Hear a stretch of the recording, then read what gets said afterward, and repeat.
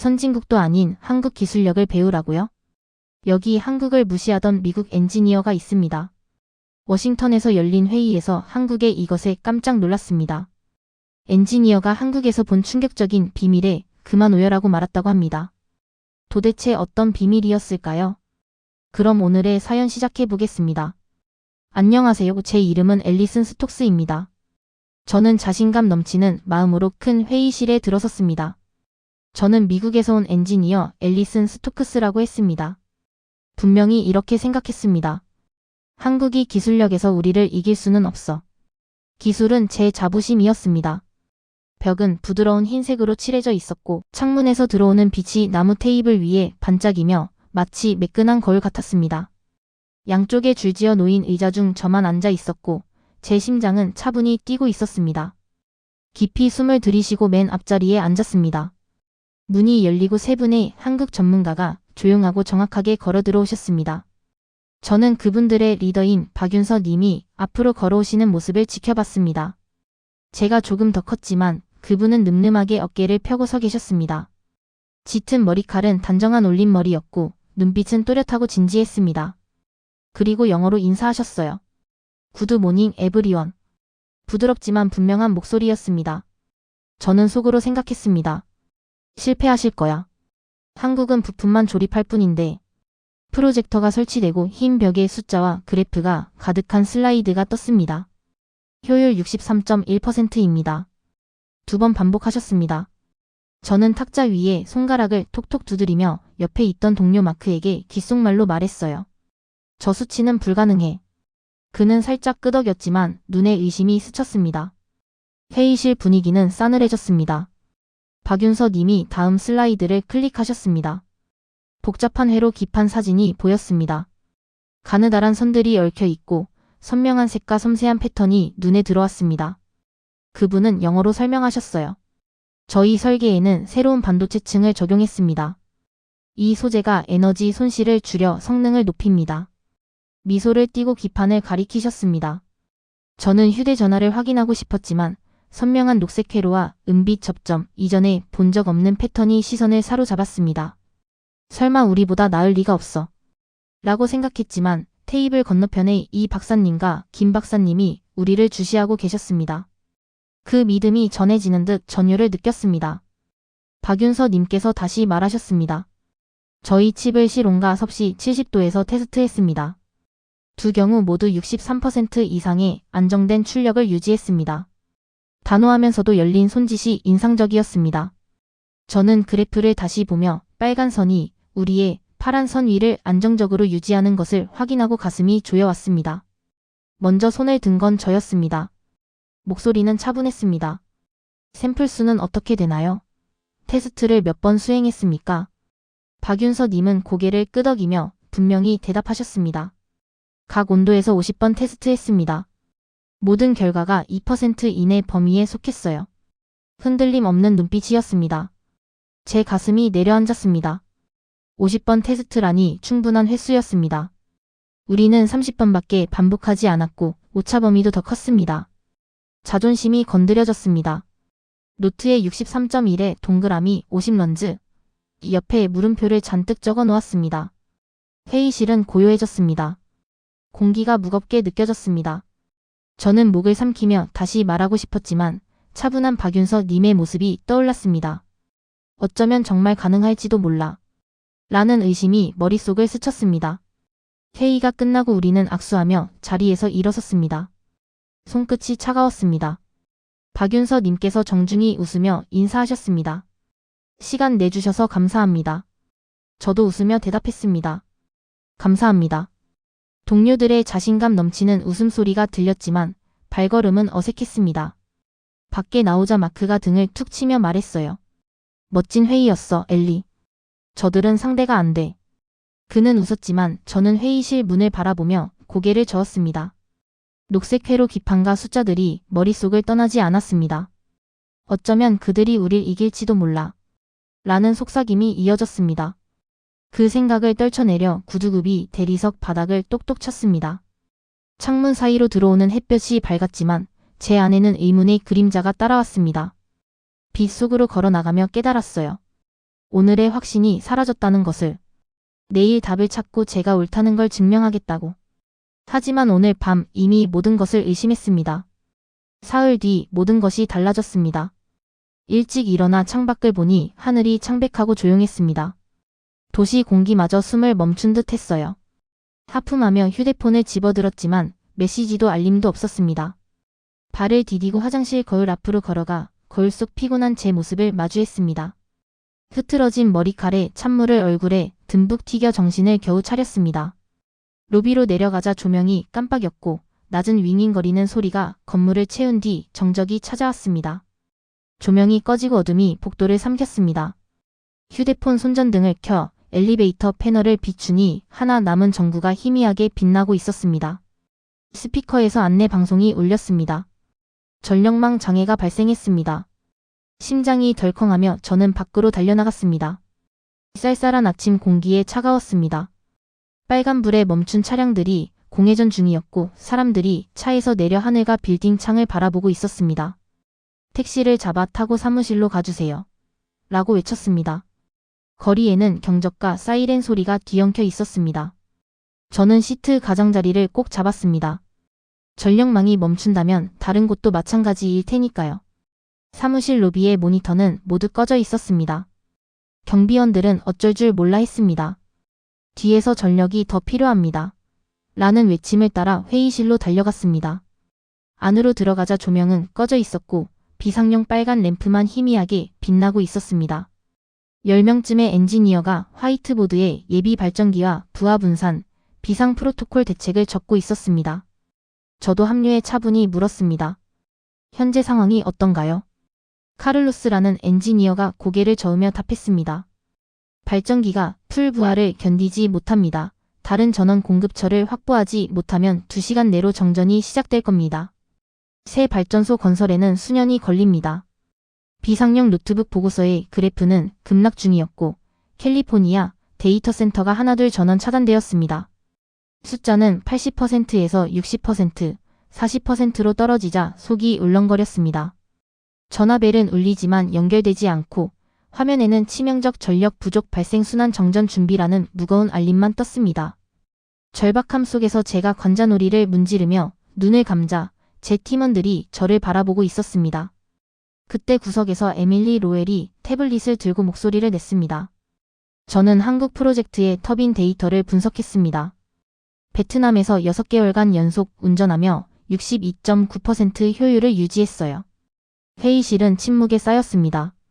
저는 그녀를 뚫어지게 바라봤습니다. 한국이 도와줄 수 있어요 라는 말이 퍼져나갔습니다. 에밀리가 차트를 보여주자 월별 효율이 꾸준히 62%를 넘는 곡선이 떠올랐습니다. 엔지니어들은 놀라움에 몸을 기울였습니다. 몇몇은 여기서도 될까? 수입할 수 있을까? 라고 속삭였습니다. 가슴이 벅차올라 저는 단호하게 말했습니다. 그들의 연락처 정보를 당장 알려주세요. 오늘 바로 통화 일정을 잡겠습니다. 도시는 여전히 암흑 속에 있었지만 회의실 안에는 희망의 작은 불꽃이 타올랐습니다. 저는 제 잘못을 인정했습니다. 틀렸습니다. 그 순간 우리의 실수를 깨달았습니다. 이전까지의 확신이 가슴을 무겁게 짓눌렀습니다. 저는 한국이 부품 조립만 잘한다고 생각했습니다. 하지만 이제 그들이 진정한 혁신을 이끌 수 있다는 걸 알게 됐습니다. 저는 전화를 집어들고 박윤서 님의 번호를 눌렀습니다. 손이 떨렸습니다. 그녀가 전화를 받자 속삭이듯 말했습니다. 터빈을 보여주시겠습니까? 부탁드립니다. 윤서 님은 잠시 머뭇거리다 차분하게 답했습니다. 직접 가져가겠습니다. 몇 주가 흘렀습니다.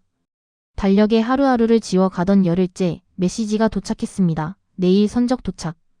팀원들과 긴장된 미소를 나누고 테스트 현장을 준비했습니다. 오래된 발전소 근처 넓은 야전이었고 땅은 바싹 말라 있었습니다. 다음 날 이른 아침 현장에 도착하자 대형 트럭 위에 실린 거대한 상자들이 보였습니다. 파란 작업복을 입은 작업자들이 코리어 어드밴스트 터바인즈라고 적힌 상자를 조심스럽게 내리고 있었습니다. 윤서님께서 팔짱을 끼고 서 계셨습니다. 저는 차에서 내려다가가 인사했습니다. 오셔주셔서 감사합니다. 그분은 웃으며 대답했습니다. 도움이 되러 왔습니다. 함께 첫 상자를 열자 반짝이는 터빈 블레이드가 있었습니다. 매끄러운 금속 표면이 제 얼굴을 비추었습니다. 블레이드는 아름답고 강했습니다. 며칠간 우리는 터빈을 조립했습니다. 엔지니어들이 거대한 금속봉을 연결하고 볼트를 조였고 부품이 단단히 맞물렸습니다. 타워를 하얗게 칠하니 블레이드가 더욱 빛났습니다. 드디어 스위치를 올렸습니다.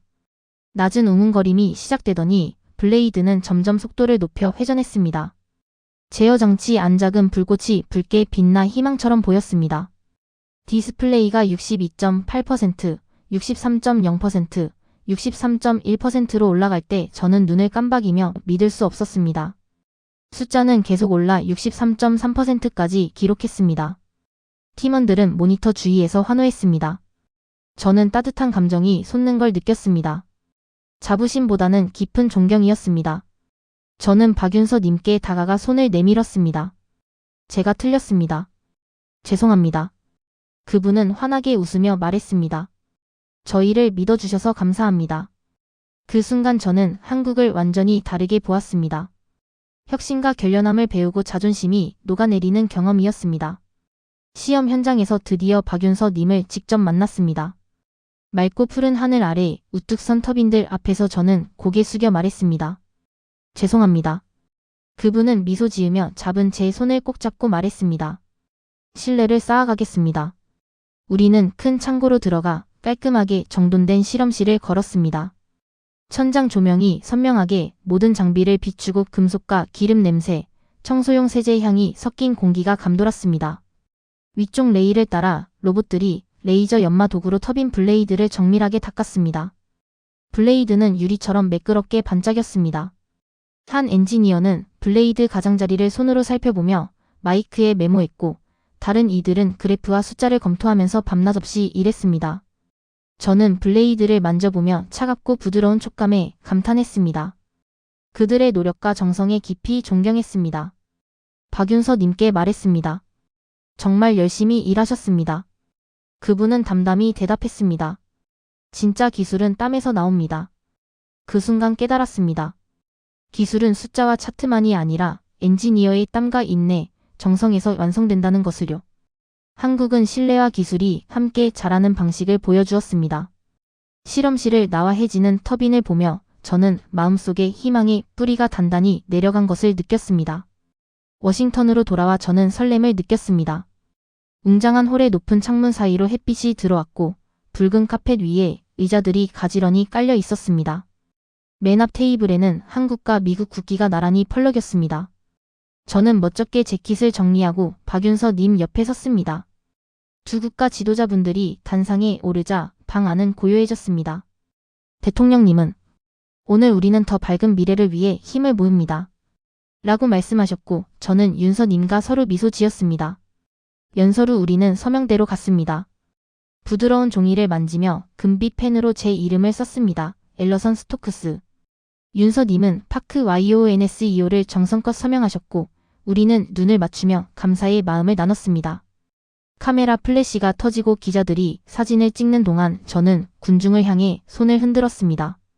지도자분들께서도 웃으며 고개를 끄덕여 주셨습니다. 이전이 끝나고 대통령님들께서 공식 악수를 나누셨습니다.